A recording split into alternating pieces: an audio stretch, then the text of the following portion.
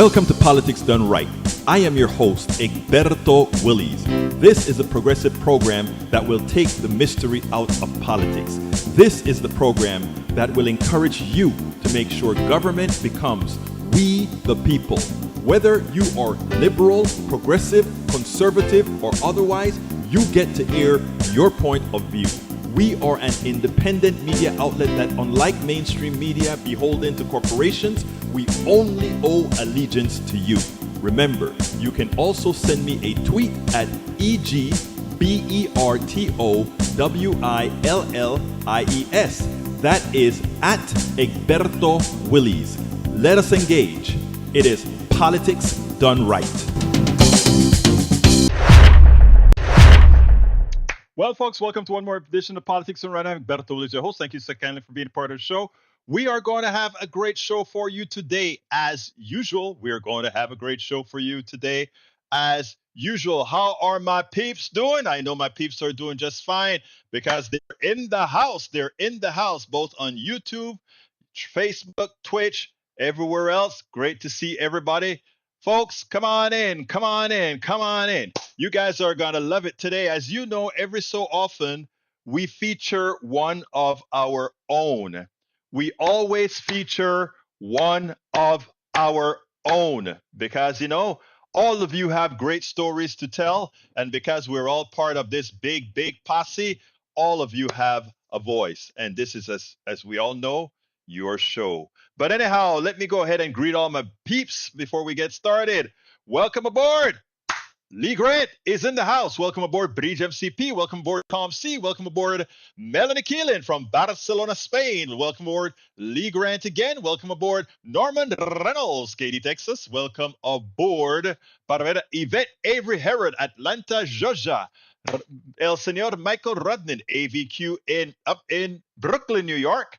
Great to see you here as more people come on in. Anyway, I am still in distress. I'm still going through my what I like to call pseudo what do you call it again? PSD, PTDS, PSDT, you know what I'm talking about. Because of what's going on in Gaza, I can't see. Then I hear an interview today on where one of the people on the military commission with Israel, PTSD, saying, oh my God, we will never, in effect, what he said, Palestinians, you are not going to get a two-state solution out of this crap. They're saying before we can even talk about the two-state solution, you guys have to be re-educated. You guys have to be re-educated that says all the bad things that have ever happened to you, forget about it and just live on with it, and we'll all live in peace. And after you have proven that you have not only forgotten about it, but that you can actually submit yourself, then it's going to be okay. It's the only agreement that I can see a state demand of another state, that the only way you can come into existence is if we re-educate you. That is what a guy said today on MSNBC, an Israeli representative. We must first re-educate you before we even think about a two-state solution, as opposed to having mutual respect that says you are entitled to your state. Whether you don't have to like your borders. You don't have to like the people in the other country. You don't even have to like your mother, your father, your brother, or anybody else. You don't. But the requirement that this guy is putting onto Palestine right now to allow the existence of Palestine is that you have to be re-educated and you have to like us. You have to like us. Madre mia, I didn't have enough time to start to record that. It played at 2:00 Central. I'm going to try to get it. It's a long interview, and I need to get the segments of it that make sense so that I can bring it to all of you, my peeps. And I'm going to do that, I hope, for tomorrow. Anyhow, let's see who we have. Daniel Ledo, welcome aboard. Michael Cisak, welcome aboard. Eric Hayes, welcome aboard. Seems like we have the balance of right wing and left wing in our fold right now. Great to see everybody, all of you. Jacqueline Marie Demi Mayo. I don't think I've seen your name in here before. But yes, you're right. It has to effing stop already. You're absolutely right. It is time for it to stop. The murder must stop. The murder must stop. Melissa Bowie is also in the house. So it has to stop. Anyhow, let me do this. Before we're going to play Brother Thomas Czarnik after we play two of the issues. I want you guys to see, first of all, there is today in an interview, there is the ambassador to the UN the ambassador to the UN says there is no crisis. There's no humanitarian crisis in Gaza. That's what he says. No humanitarian crisis in Gaza. So there are two videos I want to show you. The first one is I want to show you where he's talking about no humanitarian crisis in Gaza. And the second video I want to show you is what Gaza looked like before, after, and how it more closely relates to what it looked like in Mosul, Iraq, that is. But here's what's the kicker. Because we sit down and wonder, America gives Israel $3-something billion every year. And Israel is saying to America, shut up. You can't tell us what to do. If we want to murder Palestinians for Hamas having killed our people, we will do so. You can't tell us to stop. We give you $3.5 billion. Now they're asking, we're preparing another $14 billion, of which some of it is coming out of. They want out of our revenue system here in the United States. And again, Netanyahu is saying, you can't tell us what to do. Netanyahu is the same guy who several years ago said that he can tell America what to do. They are a pushover. Look it up and I tell you, Rudnin, I have a task for you, brother Rudnin. Look up where Netanyahu pretty much said we were a bunch of you know what. America could be pushed around. I saw it on a TikTok yesterday, and I was going to do some research, but I didn't get the chance to do it. But she showed the article from, I think it was the Washington Post. So Rudnin, if you can find that article about Netanyahu saying that we are pushovers, let me see it, and we'll do the link. But anyhow, let's first go with that video that shows that goes ahead and shows Dana Bash talking to the ambassador from Israel. Check it out, and then we will take it on the other side. Go. Israeli ambassador to the United Nations, Gilad Erdan. I tell you something. If you want to understand why it is that so many people right now, in as much as it was a horrendous act by Hamas, but what the IDF is doing in Gaza right now, for anybody with empathy, anybody that has any degree of humanity, would see the massacring, murderous effect of that bombing. So we have Dana Bash. She's no kind of a reporter or journalist that is trying to be left wing or is trying to be appeasing or anything like that. Even when she stops the ambassador and says, "Are you blind?" I mean, paraphrasing, of course. Are you blind? How can you not see what you guys are doing in Gaza? How can you not see it? I want you to listen to this, and then we'll take it on the other side. We don't see the need for humanitarian pauses right now because it will only enable Hamas to rearm and regroup and prevent us from achieving our goal to destroy Hamas's terrorist capabilities. You've said this before, that there is no humanitarian crisis in Gaza. That's kind of an amazing statement because there were humanitarian problems there before the war. And now, obviously, it has gotten bad. But take their numbers aside. It has gotten to the crisis but point. I'm not saying that the life in Gaza is great. And obviously Hamas is the only one that should be held accountable for any situation in Gaza. But there's a standard due to international humanitarian law. What does it mean, a humanitarian crisis? And I'm saying again, there is no humanitarian crisis based on the international humanitarian law right now in Gaza. I guess my question is, if Israel wants to maintain and the government wants to maintain credibility, is denying that there is a humanitarian crisis inside Gaza the way to do it? I'm not denying that the situation in the humanitarian situation in Gaza is very bad. And it's very sad that for 16 years, Hamas exploited all the money that was transferred to Gaza instead of investing it to build hospitals or water desalination power plants, only to turn Gaza into a war machine. It's very sad. But Israel shouldn't be held accountable for this situation. Let's be clear here. What's occurring? I mean, right now there are groups in the United States and elsewhere that are trying like hell to really demonize, to tag as anti-Semitic anybody who calls out what's occurring in Gaza right now.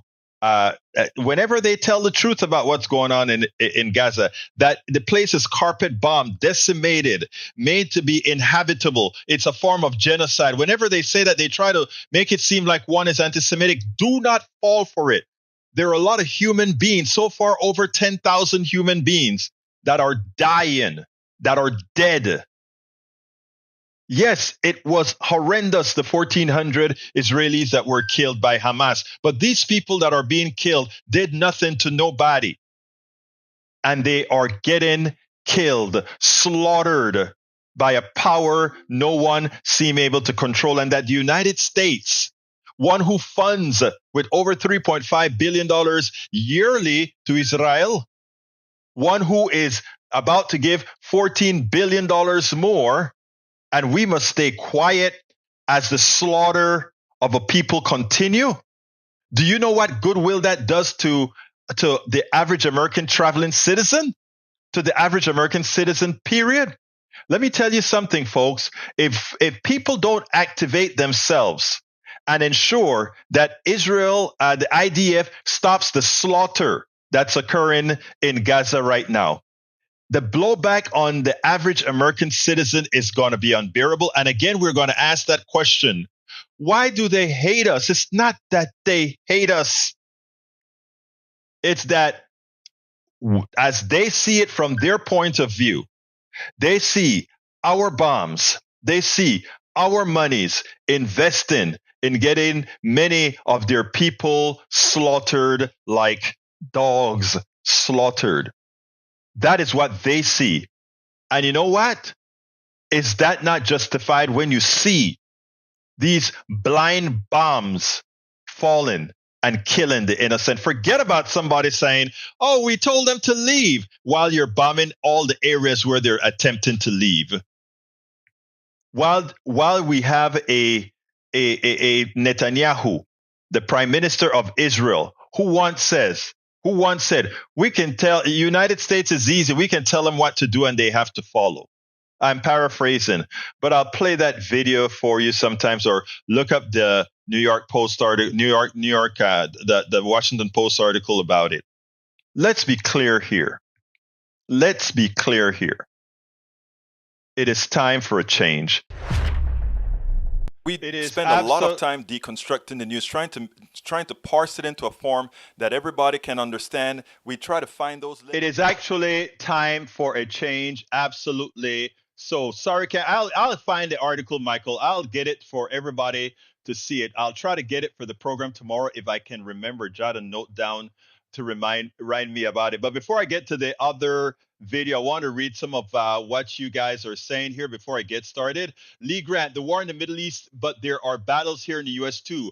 UPenn notified the FBI about threatening anti-Semitic emails sent to university staff as wealthy donors threatened to pull funding. Amazing. And let's not also forget that an Arab kid was killed by a tenant who said, "Oh, I was scared that they were going to hurt me."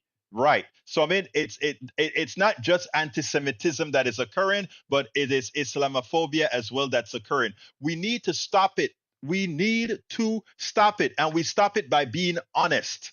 That is what we do. We stop it by being honest about Israel, being honest about Palestine, being honest about settlements, being honest about terrorism. That's what we need to do. Jacqueline Marie Demi Massoir says, this is genocide. 70% of the population has been displaced. It has to effing stop already. You're right. Tom C., who we're going to be featuring a little bit later, says, hope I didn't put my foot in the mouth. It was a wonderful interview, Tom. Let's, like I told you after we were done with it. Let's see what else we got here. David Page says, ambassador to UN from where? From Israel. Michael Ryan says, Justin Trudeau talking about Israel-Palestine said, cease and then pause. He was so close to saying ceasefire. Live mint, back, Israel-Hamas war. Justin Trudeau almost says ceasefire, but backtrack. It's amazing the fear that these people have for, I'm not sure exactly what the reason is. I don't know if it's a military-industrial complex or what. Melissa replying to Eric, more than half of the population don't have homes to go back to, homes to collect that tax credit. Very good point. We'll talk about that when we're talking about economics. Let's see, how does this help the majority of citizens? I didn't see what Eric said, so I'm kind of flying blind there, but I'll move on. Bridge MCP says Israelis have taken more land in Gaza, more and more, literally threw people out. And that's what they're doing right now. They're carpet bombing Gaza.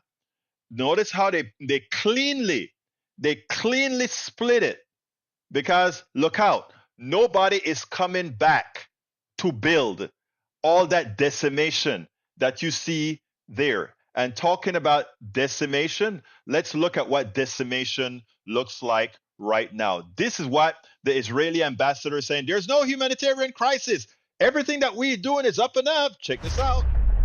The Israeli government continues to claim that what they're doing is trying to root out Hamas. So the 10,000 civilians that are currently up to more than 10,000 civilians that have been killed, that have been murdered, that somehow that was a requirement to knock out the Hamas and knock out these evil terrorists who killed many Israeli citizens. And in the process, of course, now we're getting over 10,000 Palestinians dead. And they said there's no humanitarian crisis in Gaza. So claimed the ambassador from Israel to the UN. There's not a problem. In fact, they're watching TVs. They're doing the things that they want. The evidence from the satellites tell a different story. And when compared to places like Mosul in Iraq, it's definitely that by the time this is all over, there will be tens of thousands of dead Palestinians. Take a listen to this, and then we'll take it on the other side. As some dual nationals, foreign nationals, and folks who are critically ill begin to get out of Gaza for the first time since the blockade and bombardment started, we're getting a look at the scope of the destruction there. This is a satellite picture showing part of the Jabalia refugee camp just north of Gaza City on Tuesday. It's a neighborhood. It's structures. It's one of the most densely populated places on Earth. This picture was taken on October 31st. This is what that same neighborhood looked like on November 1st. That's one day later. That's after an Israeli airstrike. The Israeli military confirms the strike, says it was targeting a Hamas militant. The local hospital says dozens of people were killed. Over 100,000 Palestinians live in Jabalia. This is what it looked like last year as people got ready to celebrate the holiday of Eid, shopping for food, treats, and other goods while children played in the marketplace. These are the pictures on the ground after the airstrike on Tuesday. Apartment buildings leveled, hundreds of people reportedly injured, and a massive crater left behind where the bombs hit. Now, it's hard to find a proper precedent or analog for what we're seeing in Gaza, this kind of destruction of a military campaign in such a dense urban area where people cannot flee. The closest there is may be the battle for Mosul, Iraq, after it was taken over by ISIS. So here's a satellite image from Mosul. It's Iraq's second biggest city. This is in 2015. And this is at exact same location 2 years later. Look at that, after ISIS had been routed. Before ISIS, Mosul was a city of well over 1 million people. They had homes and they worked and they ran errands and they shopped and they raised children like you or I. After the ISIS takeover, Iraqi and coalition forces launched a 9-month military campaign to take back the city, and ISIS really wouldn't let people leave. And so they were sort of trapped there. And much of Mosul, as you can see, was largely reduced to rubble. The Associated Press says close to 10,000 civilians were killed during that military campaign. Right now, Israel's military campaign in Gaza appears to be on pace to far exceed that. The Gaza Health Ministry says 9,000 people have been killed in just over 3 weeks. We cannot independently verify that number, but those satellite images paint a picture of enormous devastation. If you are not sick, if it doesn't bring tears to your eyes, if it doesn't bring you disgust for Netanyahu and his clan, that the revenge that they're doing is being taken out on mostly the innocent, then where's the heart? Is there any wonder why so many people around the world are not only disgusted, they're ready to go ahead and say, this has got to stop. This has got to stop. You can't have innocent people at the mercy of blind bombs just being murdered as they are currently in Gaza. This has got to stop. We spend a lot of time deconstructing the news, trying to parse it into. Bruce Pollard, you're absolutely right. He says using 2,000 bombs, 2,000-pound JDAMs in residential areas was a war crime only the U.S. was guilty of.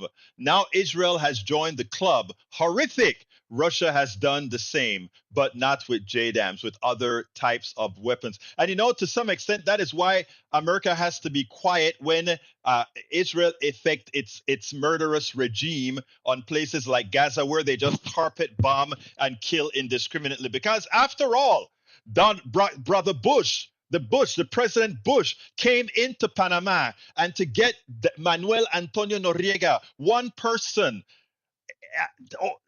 thousands of Panamanians had to be carpet bombed as well. So this is modus operandi. We talk about humanity. We talk about humaneness. People, we lead by example. And you know what? Israel is doing a good job of following the example. Mosul, they're doing a good job of following the example. Panama, they're doing a good job of following the example. Grenada, they're doing a good job of following these examples. Now we should be atoning so that we can point out to these guys, what you're doing is simply wrong. It's evil. Brother Tim Danahy has a good point. Israel should create safe zones behind the lines of peaceful Palestinians, and U.S. aid should be used for food, water, shelter, schools, and opportunity. I agree 100% with that. But here is a part that I have a problem with. Why do we give Israel a pass for killing thousands of people as we talk about how evil it is for Hamas to have killed, and it is evil to have killed 1,400 people. It is just as evil to kill 1,400 Palestinians as it is to kill 1,400 Israelis. Punto y final. Until we start looking at humanity equitably, equally, all humans are valuable. All humans are valuable.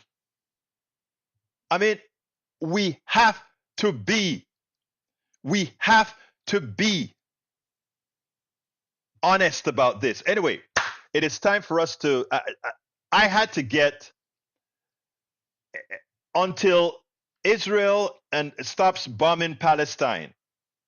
One of my jobs, I can't do it at KPFT because I don't want to have to fight yet another battle. But I'll do it here. Until Israel leaves or stops bombing Gaza, every day we have to say something to keep it into the forefront. We can't let Americans forget that your money is being used to murder people. We can't. We can't. Every day we have to have a segment on that. But for right now, I want to change the tone. I want to cool myself down. I want to take a breath, reduce our blood pressure, our collective blood pressures, and listen to somebody who is a very good human being, a writer, a humanitarian, somebody who just does right by people, and he's one of us. He's part of our PDR posse, and as you know, we try to feature some of us, whoever has something to say, every so often, because this is your program. So without further ado, I want to bring you to our brother, El Señor Thomas Czarnik. We call him here Brother Tom C. Welcome to another edition of Politics Done Right. I'm Egberto Willies, your host. As usual, this is our series where we get people who mean quite a bit to society with the works that they do. And today we're honored to have one of the PDR posse members, Tom Czarnik. Did I say your name right, Tom? Right, Czarnik. Yeah, some people say Czarnik, but Czarnik is the way I use it. Right. All right. Well, welcome as usual to Politics Done Right, Tom. How you doing today, first of all? Okay, just fine. I enjoyed your show, and you covered a lot of territory, and that was interesting with going from domestic politics to international politics, all the way around the world in one hour. Sweep. But today we're not even going to take domestic or whatever. We're going to be talking about you releasing another book. I mean, first of all, how many books have you written? Well, I've got 5 published, but I have at least 5 more that I want to get out there. I've been writing my whole life, and especially the last 50 years, probably. Mm-hmm. And I like writing every day. I write about politics, but I write also stories and plays and poems. And so I have a lot of fun with that. And then just within the last 8 months or so, my brother encouraged me to start publishing. He told me about the Amazon Kindle KDP, KDP, and also Kindle Create, which is the app. And I learned how to do that because I have a little bit of computer background. I worked in database development in accounting, and so I figured it out, and it was a lot of fun. Especially have fun doing the covers, but also putting pictures within the text. And it's just been kind of an adventure. I really not looking to make a killing on it or for fame and fortune. I just want to get it out there, but it's you get older and you start thinking, what am I leaving behind? Right. And I like the idea of making a difference in the world. And I'm not sure this does, but some people like it. Some people have bought it. Some have. I've given a lot of books away, and so it's kind of a break-even process.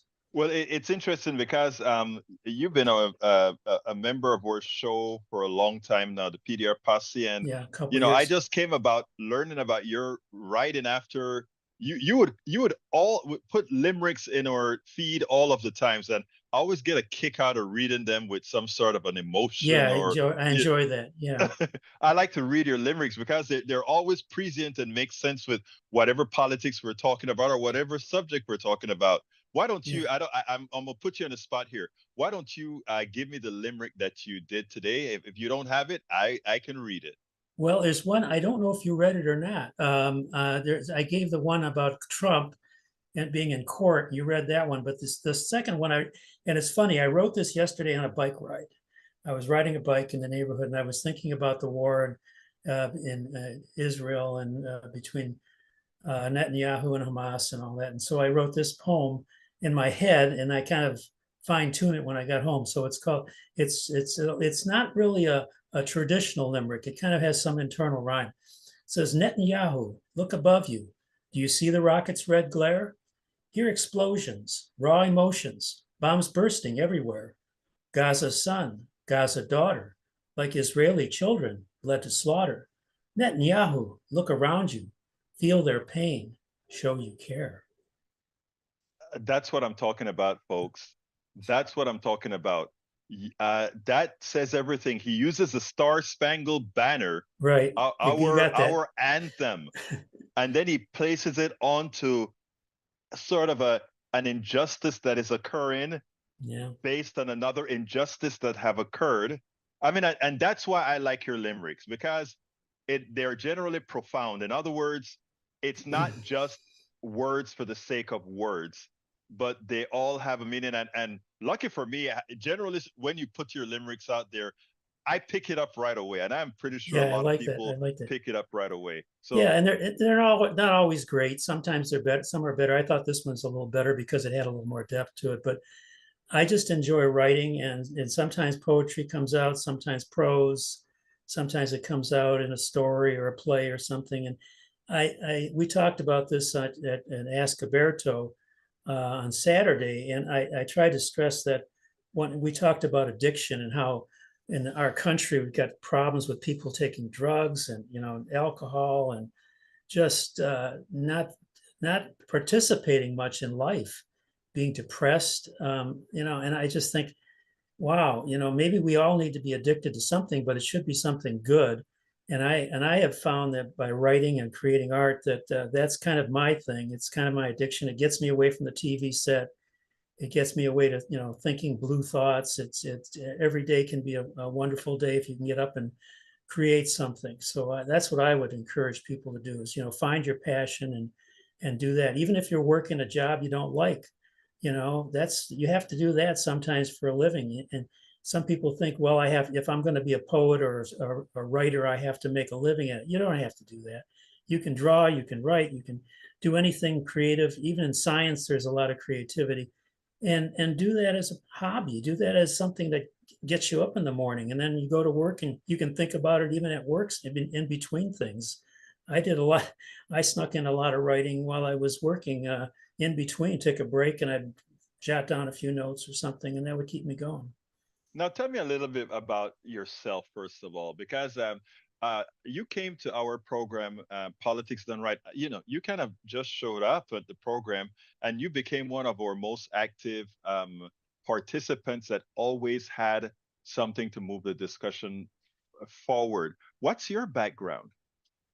Well, I actually, it's kind of strange because I was studied to be a priest way back, 50 some years ago. And I dropped out of the seminary, but really got me into writing and thinking about things deeply. I took philosophy and English in college that was a part of our program in the seminary. And then I went 1 year beyond to theology, and I said, that's it. I'm not going to do this because it just got boring. And it was all the things about celibacy, and there was all this issues about the church was demanding so much. It was becoming more conservative even at that time. And I thought, well, I'll see what life has. I got drafted right out of that, and I went 2 years in the Army, but I was a conscientious objector. So even then, I decided I was not going to carry a gun or kill anybody in Vietnam. And so I went into the medical corps. I was in the X-ray and got out of that with an honorable discharge. And fortunately, then I was hired by the Veterans Administration, but not in the medical corps. I was just a benefits counselor, and ended up eventually in accounting. So that kind of got me. When I retired, I got into working for a private company as their accountant, and on my own I learned database development, and so I was always a student. Even when I was working for the VA, I was always trying to learn something new. So I was trying to learn, coding and everything else, and I got it. So that became a second career for me. And then I just, within the last 10 years, retired from that. So I started picking up my writing again. But even between all that, I was writing all the time. But within the last 5 years or so, I really kind of got more into it. And when COVID hit, we were so isolated. I actually wrote 2 plays in the last couple of years, this Castle of Cards and the Marx Brothers one I wrote, and then another one which I haven't published yet which is, I think, one of the best ones. It's called Hans Holbein and the Dance of Death, and I'm really looking forward to publishing that one because that has a lot of pictures and art, and it's kind of an art education play, but it's also a play about the life of Hans Holbein, who's a very interesting artist from the 1500s, and that was a lot of fun. So that's kind of I've had kind of a weird background when it comes to getting into this, but politics has always been in kind of the back of my mind. And when I ran across your program, and I can't remember exactly how that happened, I think I was going on YouTube looking for something, and I saw, wow, what this looks interesting. So I started participating in it and really liked about the interaction part of it, the fact that you're not just throwing a comment out there, but you're actually reading them and you're interacting with them. And then the Ask Alberto was really great because could talk to you directly. So politics has always been kind of in the back of my mind, and even in a lot of my writings, like this one, The Castle of Cards, which is the latest, I added a scene, and I'm working on another one for another edition of it, but where an archbishop and a governor are discussing the current events that are going on about abortion and different moral choices that you have. And it just kind of flows from in between things. So there's a lot of poetry, there's a lot of philosophy, which is my background, and I'm also thinking of literature. I like plays. We go to plays, and that's another thing. I think I like writing plays the best because it doesn't require a lot of description and a lot of internal monologue. You can just show what you're watching. Right. And I love that the best. Because it's what's going to be acted out on TV or what's going to be acted out on stage or where it's you don't have to create the background. Right. And I'm always thinking that I think I'm very visual that way. And so I'm trying to picture when I'm writing, I'm trying to think, now how would this look on stage, and how would the characters act, and what are they dressed like, and what is the interaction, and where's the plot going, and how does it end? And it's just, and that's one thing I would encourage anybody to do. If you just do it, just if you have an idea for writing or creating a painting or something, just play around with it and do it, stick with it, and you'll be surprised what you come up with. And even if it's not great, the process is what's wonderful. It makes you feel alive. Yesterday when we had or Saturday when we had our Ask Egberto Anything, one of the reasons that I think I told you, man, we need to get people to hear some of what you had to say, and this is what I'm talking about. First of all, addiction. If we could sort of migrate our addiction to something that is positive, you've done that with your writing. Also, the idea of whatever it is that you do tied into what's occurring today, it makes a lot of sense. Like you've just mentioned, these plays that you write, you've always found a way to weave in today's reality within your play that just somehow seems to give it context. The limerick that you just read, where you took our Star Spangled Banner and you tied it into those are great machinations that others can kind of learn from and start to see that these kinds of things make a difference. And when you urge people on to say, look, you don't have to be perfect, you don't have to leave your job to start your passion, you don't have you can actually start your passion even while working, which I think it's an important thing. And it makes your life mean. And you hit a good point, the make a difference thing, because I always think of MAD, make a difference. Mm-hmm. But if you don't make a difference, you can go MAD, you can go mad. Exactly. Life will just drive you crazy because you'll think, oh, what am I doing? Just every day getting up, going to work, coming home, watching TV or whatever. And it just becomes boring. And I just couldn't stand that. And that's one way I found to make life more meaningful and to try to make a difference.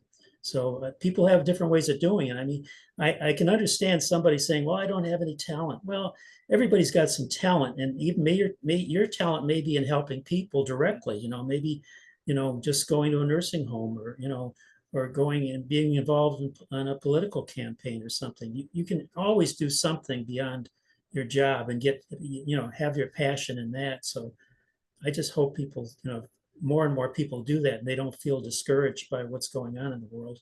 Well, with people like you around, and having you always there commenting in our program, having you at the Ask Egberto Anything, being an active participant, I think you bring a lot of positive energy to wherever it is that you go, and I think that is really, really important. It is sort of contagious.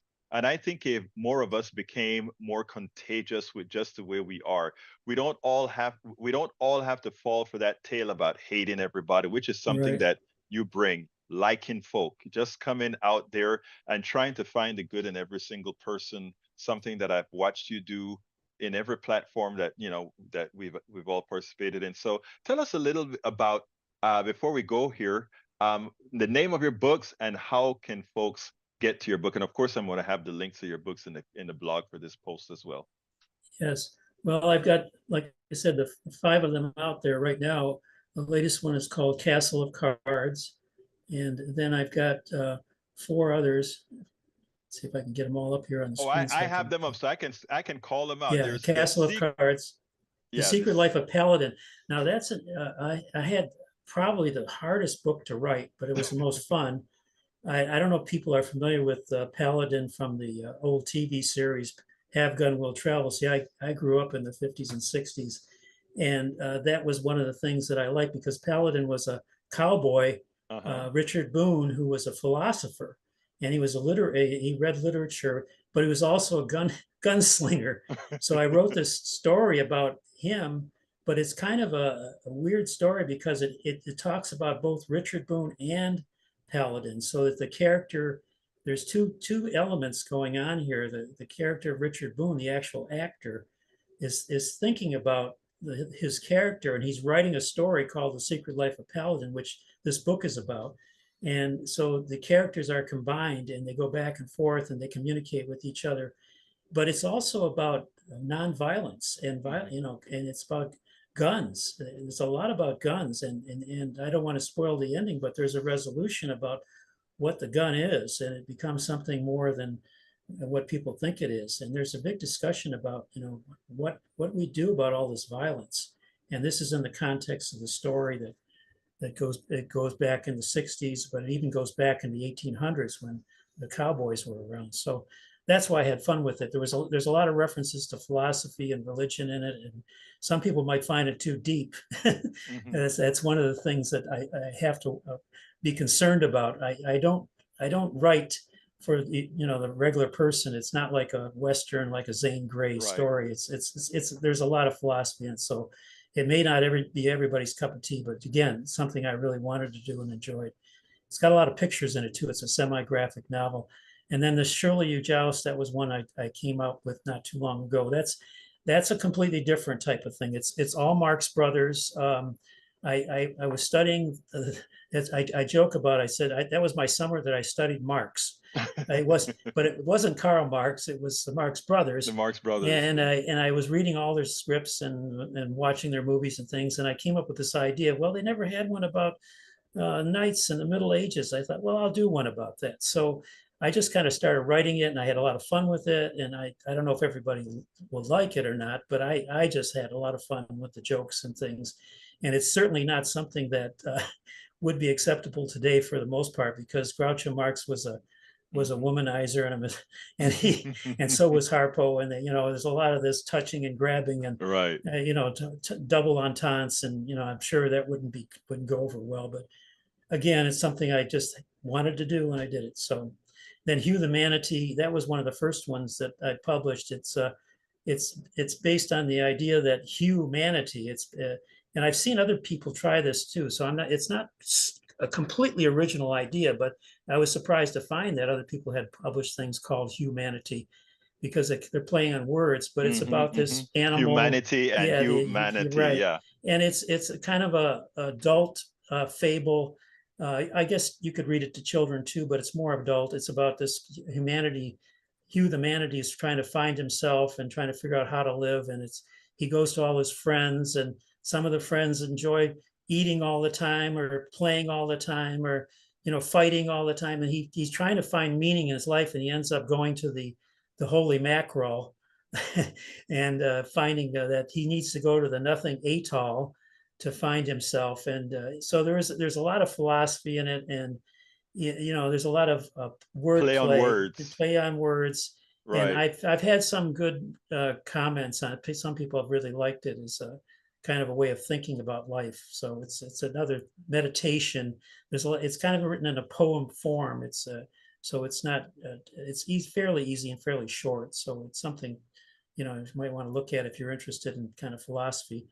Then The Patient Sailor, and this one I took a long time to write it several years, and it's really kind of a fantasy about a captain on a sailboat who is a philosopher, and I'm, as an author, am listening to this person talk about all their adventures, and I'm retelling stories that I've heard from the patient sailor, and then the philosophy of his life based on parts of the sailboat.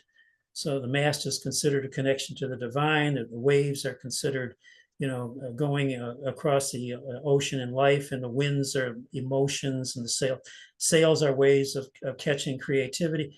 It's you'd have to read it, and it would probably be best if you knew a little something about sailing, but I try to break it down. There are pictures in the book showing different parts of the sailboat, and the stories a lot of times are independent of the actual sailing. I mean, they're based on sailing, but there's a lot of fantasy. It's more of a fable type book, and there's again a lot of philosophy, and I'm hoping people enjoy it. But it's a deeper book. It's one that you don't just pick up and read in one sitting. Right. So those are the five. Yeah. The 5 books. Well, you know what? I am, first of all, I'm glad that you decided to come on, because I really wanted to talk to you not only about the books that you write, but just the basic humanity that you display in both our chats and our Ask Egberto programs, where we talk real issues. You always bring Right. that humanity to the issue. So, you know what? I always ask at the last, at the end of my interview. So I hope you're prepared. I said, what would you have liked me to ask you that I didn't? Yeah, it's hard to. Yeah, I was anticipating kind of question, and I was writing. Actually, one of the things I do, and I encourage people to do this. I don't write all the time, but I'm always thinking about writing. Mm-hmm. So yeah, I would encourage people that want to start living the creative life, that you don't have to create something. It's the process. And even if you're just thinking, if you're thinking about something, you get a thought, write it down. I've a pad of paper next to my bed at night, a little light with a little light on it. I wake up at 2 a.m. and I think, oh, I got to write that down. Sometimes I spend a half an hour writing. Sometimes I spend just a few minutes. And then I wake up in the morning and I look at that pad and I said, did I write something last night? And I go to I certainly did. And there it is. And I said, I'm glad I wrote that down. Sometimes it's just funny, sometimes it's a joke or something. Sometimes it doesn't mean all that much, but it's fun. I was writing one things I wrote, and I'll read this. Here's what I wrote the other night. I said, we are all on death row awaiting our execution day. The only choice we have now is how to use our remaining time. Do we count the hours left, distracting ourselves with amusements, or do we become better persons, helping other humans that will help somebody or make a difference in somebody's life, either now or later? And that's kind of thing. In fact, I wrote this thought down just last night. I said, my books are my tombstone, my writing is my epitaph. So, I mean, this is my way of approaching it. Now, everybody might think, well, that's kind of morbid, but think about it. Maybe it'll help you. Tom Czarnik, I think we end it right there. Thank you so kindly. Thank you, for having been Gilberto. on Politics Done Right. Thank you for inviting me, and I look forward to continue communicating and interacting with you in the months and years to come. Great job. Thank you. Bye now.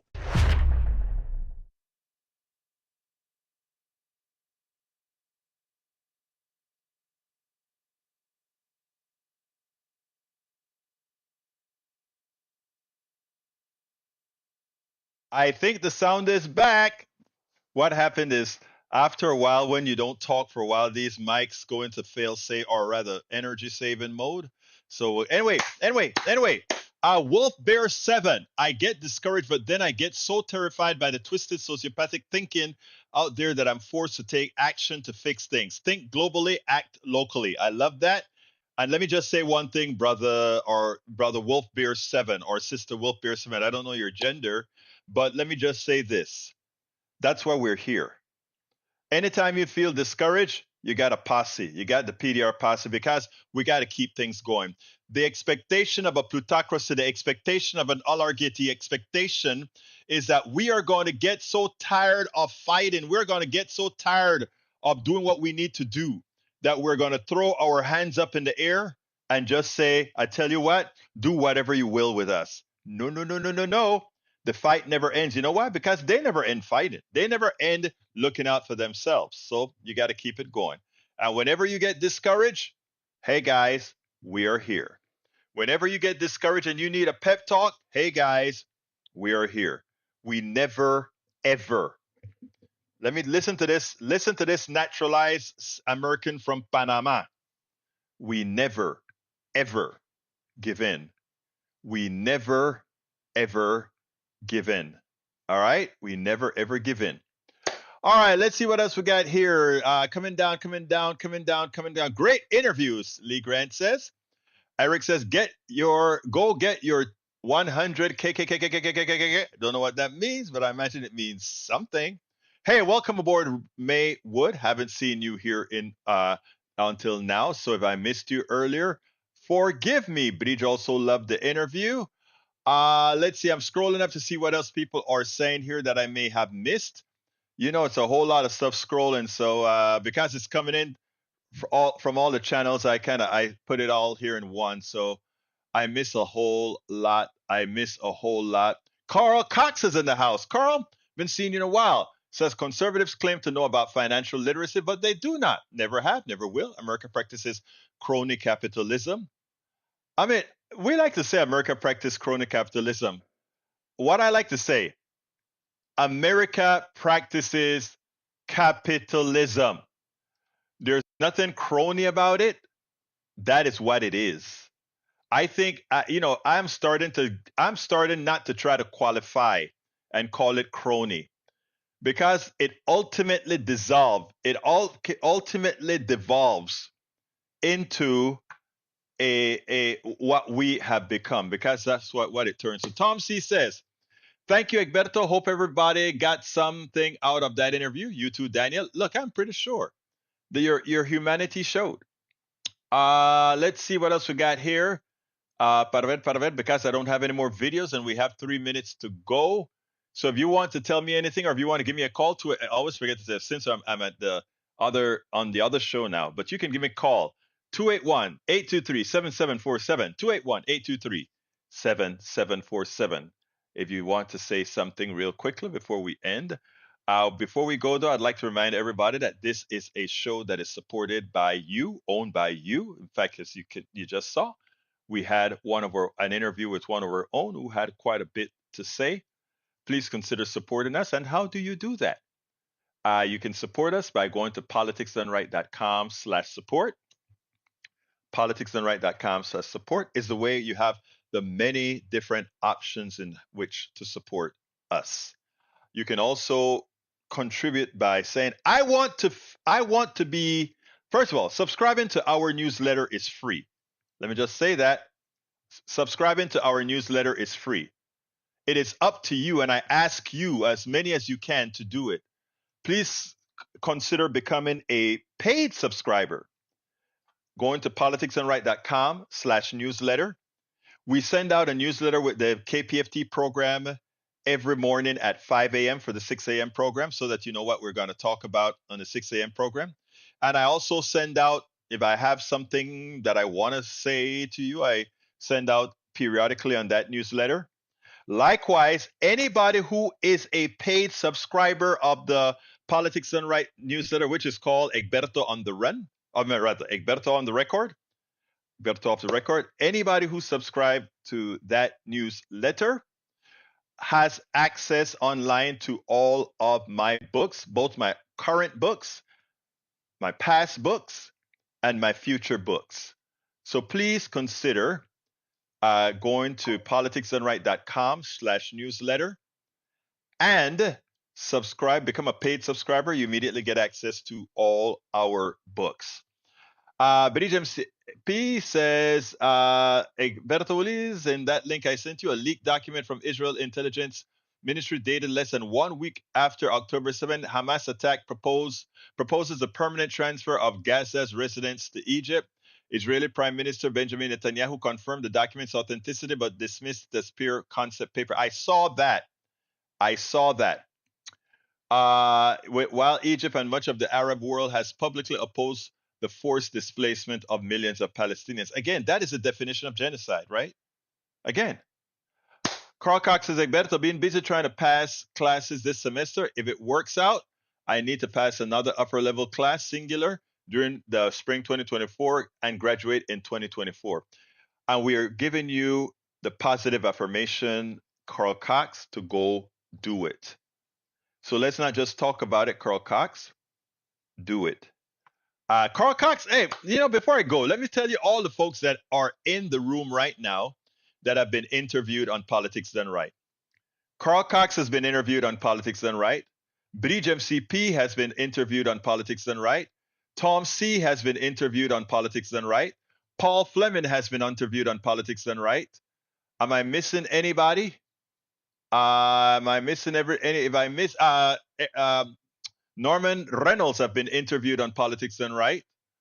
And if you have something that you want to come out and say that our audience, our PDR posse and the rest of the world wants to hear or needs to hear, drop me a line and say, Egberto, I'm ready for a 15 to 20 minute interview, and we'll get it done. Because again, I am the guy who believes in the people. The people. We are the ones who get things done. We're the ones who make things happen. So once again, folks, please subscribe to our newsletter or provide some other support. politicsdoneright.com/newsletter. politicsdoneright.com/support. Anyway, my name is Egberto Willis. I got to get out of here. My name is Egberto Willis. This is Politics Done Right. And you know how I end this, baby. How do I end it again?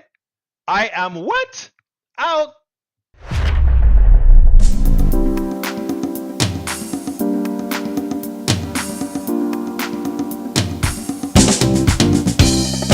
Welcome to Politics Done Right. I am your host, Egberto Willis. This is a progressive program that will take the mystery out of politics. This is the program that will encourage you to make sure government becomes we the people. Whether you are liberal, progressive, conservative, or otherwise, you get to air your point of view. We are an independent media outlet that, unlike mainstream media beholden to corporations, we only owe allegiance to you. Remember, you can also send me a tweet at EGBERTOWILLIES. That is at Egberto Willis. Let us engage. It is Politics Done Right.